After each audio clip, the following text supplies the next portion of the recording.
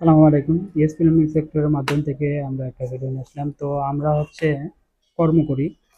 তো কিছু কিছু বাড়িওয়ালা আছে যারা খুবই খারাপ, আবার কিছু কিছু বাড়িওয়ালা আছে যারা খুব ভালো। তো যারা খারাপ তারা কেউ এই কাজটা করবেন না।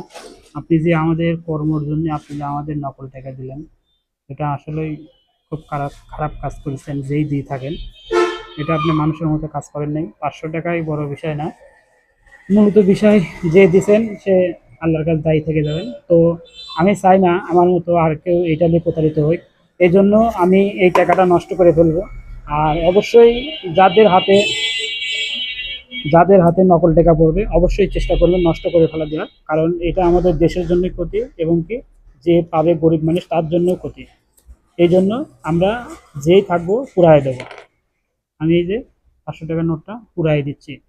তো যেই দিয়ে থাকি আমি তার দোষারোপ করতেছি না, কিন্তু সে কাজটা খারাপ করছে যেহেতু আমি কর্ম করি।